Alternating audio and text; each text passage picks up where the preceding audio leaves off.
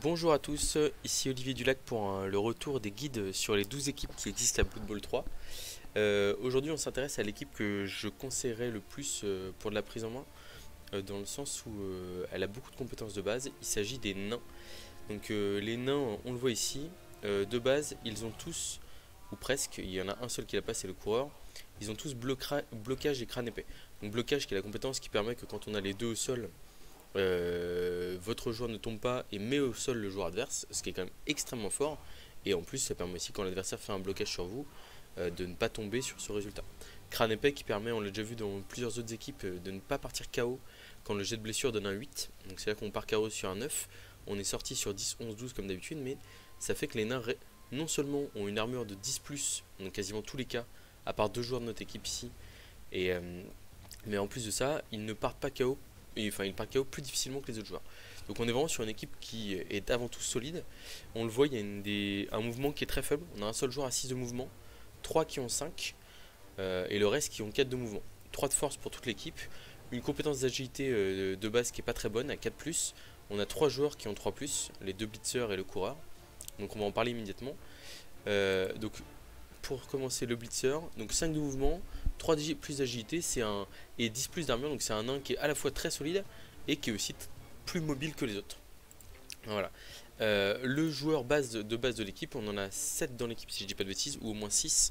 1, 2, 3, 4, 5, 6, 7 joueurs, donc autant vous dire que c'est pas, on s'ennuie pas avec ce jeu, enfin, on en a pas mal. Ce sont les 3 carnins. Donc 4 de mouvement, 3 de force, 4 plus d'agilité, 5 plus de passe. Autant dire qu'on ne sait pas des joueurs de ballon. 10 plus d'armure. Par contre, contrairement à tous les autres nains, ils ont en plus la compétence tacle. Donc nain, c'est extrêmement fort contre. Enfin, en fait, c'est très fort à Blood Bowl 3 parce qu'ils n'ont pas de mauvais match-up. Contrairement à d'habitude où ils peuvent être chassés par exemple par les lézards ou par des morts vivants ou des équipes lourdes aussi mais qui vont peut-être faire un peu plus de dégâts. Donc vraiment nain à Blood Bowl 3 c'est un très très bon roster que je conseille fortement et on en voit beaucoup. On a ici le coureur qui est le joueur de ballon. Donc 6 de mouvement, c'est le joueur le plus rapide de l'équipe. Il est un peu plus fragile que les autres mais il garde 9 plus d'armure ce qui est quand même assez très résistant.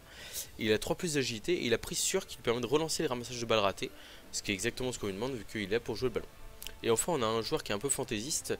On aurait pu en mettre 2 dans l'équipe mais ça nous aurait coûté une relance. Il s'agit du tueur de troll. Donc on voit c'est un grand roux suicidaire. Lui il a intrépide. Donc c'est à dire que s'il tape un adversaire qui est plus fort que lui, il jette un dé 6 et en fait s'il arrive à faire égal à la force adverse, imaginons qu'il tape un troll qui a force 5, lui il a 3. S'il arrive à faire un, un 3+, il va avoir plus de force que l'adversaire et donc il pourra mettre 2 dés sur l'adversaire. S'il tape un orque noir qui a 4 de force, il suffira d'un 2+ pour passer au-dessus de la force adverse et donc pouvoir taper comme s'il avait la même force que l'adversaire.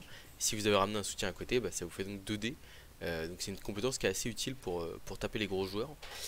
Il a aussi la compétence frénésie qui permet de faire du jeu, c'est-à-dire que de taper plus aussi, donc en fait vous tapez 2 fois votre adversaire si vous le repoussez sur le premier blocage. Il faut faire attention parce que des fois il y a des pièges, enfin, on peut se faire avoir. On a mis 3 relances dans l'équipe, 3 fans dévoués pour gagner de l'argent rapidement et potentiellement remplacer un 3 quarts par un autre tueur pour avoir des effectifs complets. Voilà, donc c'est une équipe très solide, très jouée. Et alors je vous préviens tout de suite, je ne suis pas un expert de lourd. Les équipes lourdes c'est pas mon truc. Après j'en ai quand même pas mal affronté. Et puis bah, on va dire il y a une question d'habitude aussi. Mais c'est vrai que on l'a pas beaucoup joué. Alors on le voit sur l'image là, je l'ai pas présenté.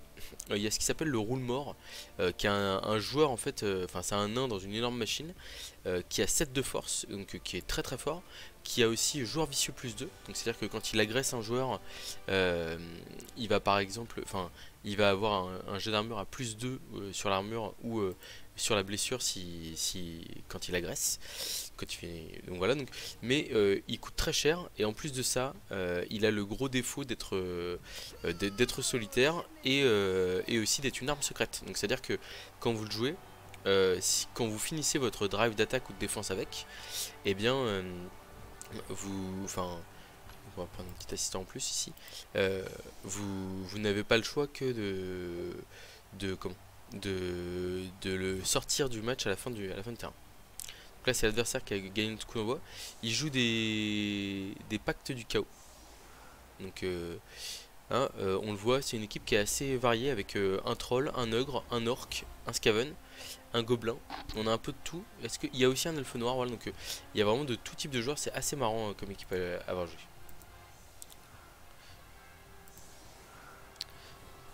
Donc on va indiquer nos compétences, hein, parce que ça peut être utile pour identifier quels joueurs, enfin quels joueurs ont quelles compétences. Donc l'adversaire s'est passé en défense. On est plutôt content hein, quand on joue du lourd. En règle générale, on a envie de, on a envie d'aller à la bagarre et taper l'adversaire. Voilà, donc où est notre porteur de balle? Il est ici. Donc on le met en plein milieu du terrain. Les deux joueurs les plus agiles ici, là, on va les mettre en soutien pour au cas où il y a un problème sur la balle. Et puis après le reste de nos joueurs, on va les envoyer à la bagarre. Qu'est-ce qui se passe quand on joue du lourd? La règle principale, hein, ce qu'il faut, c'est il faut prendre le centre du terrain. Ça c'est une priorité absolue.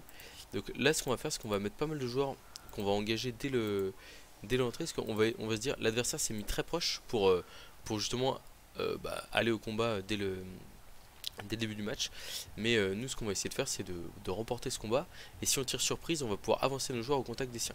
C'est un placement qui est audacieux de sa part et qui peut être sanctionné s'il y a un coup d'envoi qui tombe. On va voir. Ah bah là, un pot de vin. Donc le pot de vin, c'est ce qui permet de, quand vous contestez ou que sur une agression, enfin, ça vous permet de contester sur une agression. Euh, donc on va pouvoir agresser dans ce match là, ça va être assez intéressant. C'est plutôt l'avantage de l'adversaire parce que agresser un nain avec 3-4 soutiens, ça permet de passer l'armure et d'avoir plus de chances de le sortir. On protège la balle ici en première action comme d'habitude. On a deux joueurs qui sont un peu écartés, et puis après on va commencer à bloquer les adversaires. Si possible un peu en biais comme ça si on fait des flèches, et bah, ça nous permet de retaper l'adversaire. Voilà. Le joueur fragile en face, c'est le Skaven ici. Donc on va aller le taper. C'est un rat avec 7 d'armure. Là où les humains et les orques ont plus d'armure que le Skaven. On vise les joueurs fragiles. Et ben justement on passe son armure. Mais on n'arrive pas à le faire plus mal que ça. Donc ce qui est pas mal avec les nains, c'est qu'on n'a pas peur des 1D notamment. Parce que c'est une équipe qui est très forte. Voilà. Là le problème c'est qu'on pourrait bloquer avec le tueur sur le troll. Mais en fait on n'a pas la. Enfin on aurait 2D sur le premier blocage, mais si on le rate, on sera à 2D compte derrière face à l'elfe. Donc on va d'abord faire le 1D ici. Où on va ramasser à 3 plutôt la balle d'abord. Donc c'est un 3 en sable. C'est réussi. Hein. Et puis bah après on va faire nos petites actions là. Donc on a dit le 1D d'abord. C'est raté. On a 3 relances, donc on va les utiliser, hein. On veut vraiment prendre le centre. Et du coup on va pouvoir suivre ici. On n'a pas peur de se coller avec les nains, c'est vraiment une équipe où on a peur. Donc là on a réussi notre jet. Et par exemple on fait tomber le troll. On va le faire tomber sur place. On n'a pas été loin de passer son armure, mais on n'a pas réussi. Et donc là par exemple on va pouvoir agresser le joueur. Parce que on a le pot de vin qui nous aide. Mais on n'a pas réussi à passer l'armure. Ici on n'agresse pas normalement avec des nains, hein, bien sûr, mais c'est juste que on souhaite mettre la pression à l'adversaire. Donc nain, vous n'avez pas le choix. Enfin, il va souvent falloir faire du dégât à l'adversaire pour réussir à passer. Parce qu'avec votre faible mouvement, il est impossible. Enfin, c'est possible de passer en faisant des paquets, en faisant des jets de dés un peu difficiles. Mais c'est vrai que il faut être. Il faudra être assez inventif si on n'arrive pas à faire un peu de dégâts.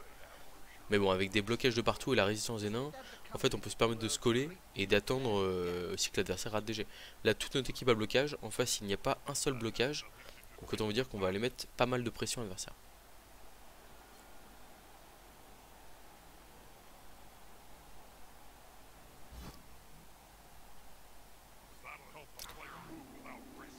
Donc là, l'adversaire a pas très bien joué. Parce qu'en fait, il a repoussé son troll hors de nos joueurs. Et en fait, il a envie d'aller au défi physique comme nous. Et là, c'est vrai que bah, pas de chance pour lui. Enfin, pas de chance pour lui. Il nous met.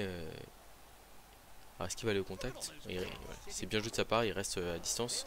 Mais par contre c'est vrai que le troll aurait été mieux collé à nos joueurs plutôt que ici. Donc il va sûrement essayer de blitzer une extrémité, j'imagine. Voilà.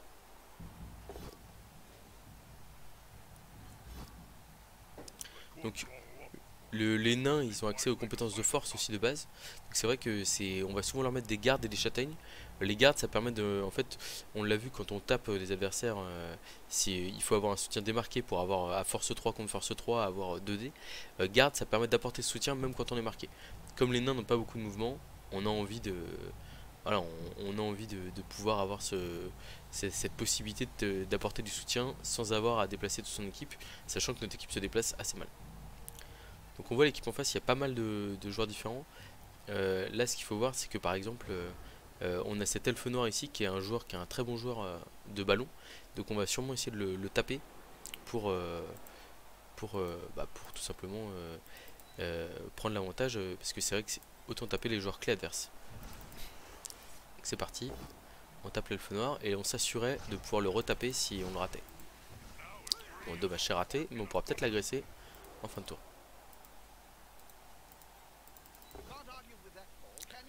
Une flèche. On va se mettre tranquillement sur le côté avec notre porteur de balle ici. Et on va aller au contact des joueurs adverses, hein, on n'a pas peur. Donc là ici par exemple on encadre le Skaven. Après on a investi 3 joueurs sur le côté, c'est peut-être un peu beaucoup. On aurait dû relever notre joueur avant de faire la moindre action. Ça c'est une erreur de notre part. Donc là on va retenter le blocage 2D si on réussit on a réussi l'intrépidité, vous voyez, 3+. Et donc on a 2D à la place d'être à 2D contre. C'est plutôt pas mal. Ici on a de nouveau un 1D ici qu'on va prendre. Hein. Voilà. On n'a vraiment pas peur des 1D, c'est des 2+. C'est comme des esquives d'elfes. Donc on peut se permettre de taper. Et donc on va essayer d'agresser cet elfe noir là qui est mieux de nos joueurs. On a fait que le sonner, mais bon, on pourra peut-être le réagresser au prochain tour.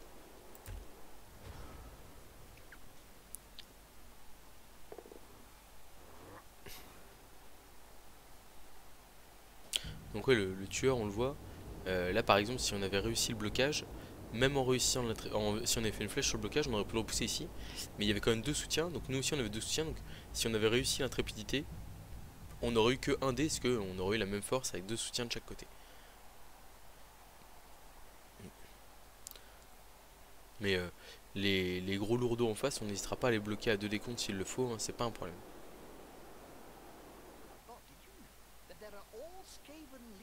Parce que en fait, si on fait 2 décomptes avec un nain sur un gros, en fait c'est comme si on faisait 2 de plus. C'est-à-dire que la seule chose qu'on veut pas c'est le crâne. Donc on n'est pas si mal que ça.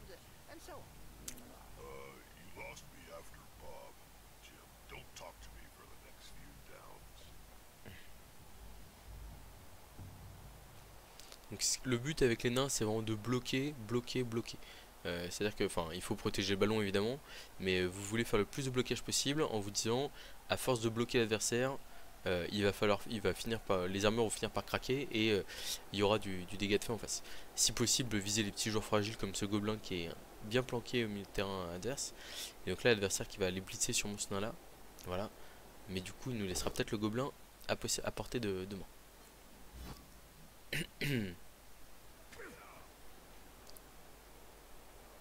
Donc là, on va se jeter sur ce gobelin Minus et qui a esquive, mais nous on attaque. Donc on le met plus facilement par terre.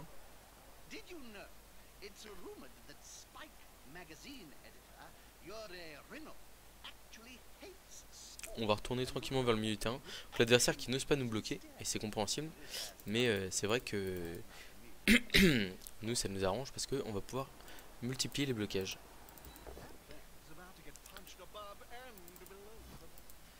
Beaucoup de joueurs à terre en face là. On va continuer à imposer notre rythme. Déblocage 2D dans tous les sens. On a blocage, pas lui. On fait tomber l'adversaire, hein. C'est vraiment très positif pour nous.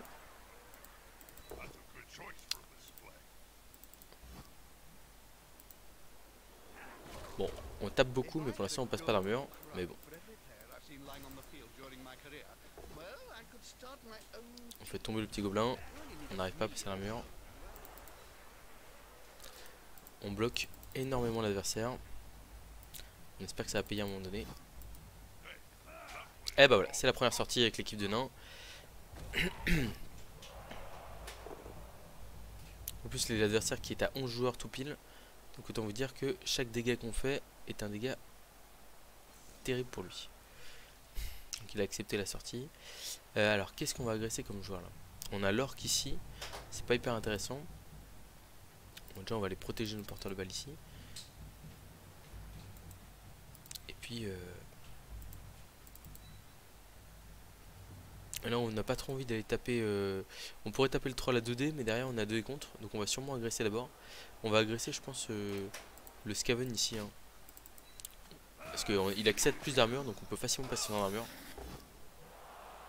Voilà, et donc là justement bah, on a fait 7 plus un seul soutien qui est à côté mais qui ça passe l'armure. Et derrière un petit 8 qui nous fait un KO très joli. Et donc là du coup ça change la donne parce qu'on va pouvoir aller se coller ici et pouvoir taper avec le tueur de troll sur le troll. Donc on a réussi à notre gel intrépidité. On met le troll à terre. Et donc là la majorité de l'équipe adverse qui est au sol.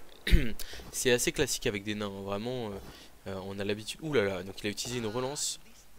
Oh là c'est terrible. Il a utilisé une relance pour taper. Et sauf qu'en fait il fait double crâne derrière. Voilà, et bah, il concède la partie évidemment. Alors non, c'est pas un roster que j'apprécie énormément jouer, mais c'est très solide, très efficace. Et en fait c'est très punitif aussi. Quand vous jouez contre du léger, vous allez avoir en fait avec tous vos blocs tacles vous allez pouvoir vraiment taper très fort sur l'adversaire et au moindre échec comme ça, quand on toute l'équipe va pouvoir taper, vous allez coller l'adversaire et dès qu'il y a un jet raté en face, quelque chose qui se passe mal, vous allez pouvoir distribuer une vague de coups de poing et bah derrière pour l'adversaire c'est très dur de s'en relever. On l'a vu sur certains matchs où on les a affrontés, c'est très compliqué d'affronter des nains parfois parce que en fait on se fait vraiment massacrer l'équipe et comme le porteur de balle a quand même 6 points de mouvement et qui peut relancer le ramassage du ballon, en fait il ramasse la balle et il rentre se mettre au chaud derrière toute son équipe au centre du terrain et à affronter, c'est très compliqué à arrêter. Et en défense avec tous les blocs tacles etc il y a beaucoup de possibilités pour nous embêter. Bon, c'était très rapide comme guide de présentation des nains parce que notre adversaire n'a pas souhaité aller plus loin dans ce massacre. En même temps, on le comprend bien. Donc vraiment, si vous êtes débutant à Blood Bowl 3 bah, l'équipe de nains est clairement très intéressante et on en croise beaucoup.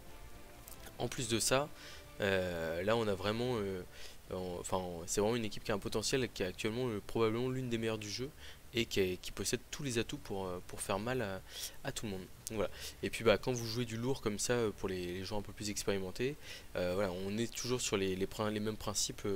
Pour moi, quand on joue du lourd, on doit absolument contrôler le centre, optimiser au maximum les blocages, vraiment essayer de multiplier les blocs, quitte à... Enfin, on garde oui, la balle elle est importante, mais par exemple que quand vous êtes en défense, c'est pas forcément grave si vous n'avez pas le moyen de mettre la pression sur la balle, vous êtes vraiment là pour prendre l'avantage au centre du terrain, multiplier les blocages, et alors après il y a une part de réussite, mais à force de multiplier les blocages, à un moment donné les armures en face craquent, et puis même bah, vous êtes collé à l'adversaire, vous forcez des jets de plus en plus compliqués pour lui. Au début c'est des 2D sur la losse, après ça va être des 1D, et vous avez bloc et pas lui.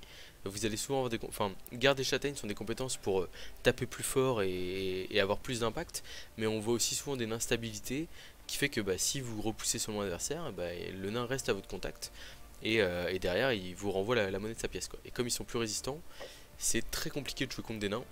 Donc vraiment nain, un très bon roster, mais pas forcément facile à manœuvrer, notamment faut faire très attention à pas se faire prendre de vitesse. Voilà, merci d'avoir regardé cette vidéo et à très bientôt.